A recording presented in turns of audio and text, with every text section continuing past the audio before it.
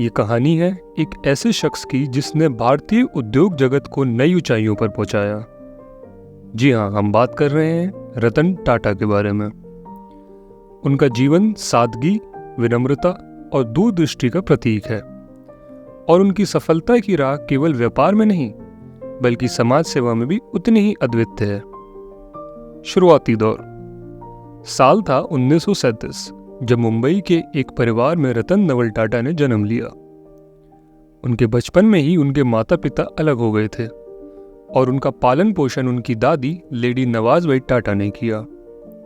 यह उनके जीवन का पहला बड़ा मोड़ था जिसने उन्हें सिखाया कि चाहे हालात कैसे भी हों, विनम्रता और सरलता कभी नहीं छोड़नी चाहिए।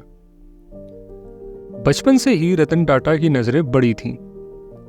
स्कूल की पढ़ाई के बाद उन्होंने अमेरिका के कॉर्नेल विश्वविद्यालय से आर्किटेक्चर की डिग्री ली और फिर हार्वर्ड बिजनेस स्कूल से मैनेजमेंट की पढ़ाई करी। पर असली सीखने का दौर तो तब शुरू हुआ जब उन्होंने टाटा स्टील के जमशेदपुर प्लांट में काम करना शुरू किया। और वो भी किसी आलीशान ऑफिस से नहीं बल्कि फैक्ट्री के फर्श पे उन्होंने अपने करियर की शुरुआत करी, जहां वे मजदूरों के साथ काम करते, सीखते और समझते थे कि जमीनी स्तर से कंपनी कैसे चलती है। 1991 का वो समय था जब टाटा समूह के चेयरमैन JRD टाटा ने पद छोड़ा और रतन टाटा को कमान सौंपी गई। लेकिन रतन टाटा के पास एक विजन था और वो था टाटा को ग्लोबल लेवल पर लेकर के जाना।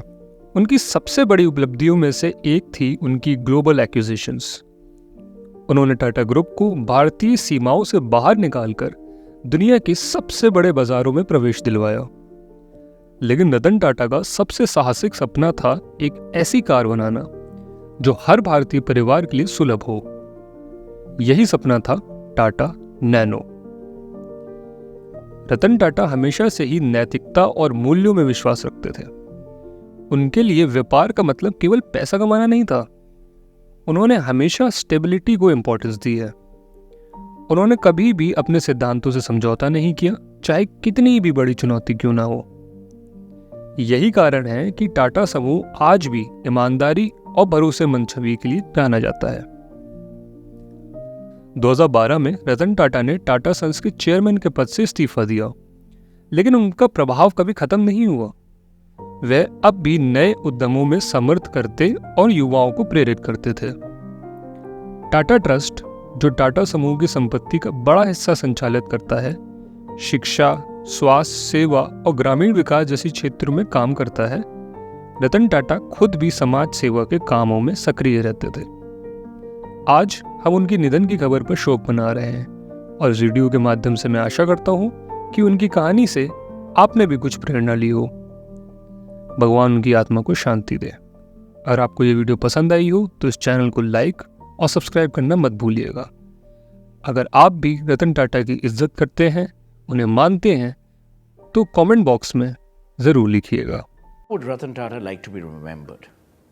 Very quickly, what I said earlier, I'd like to be remembered as a person who made a difference.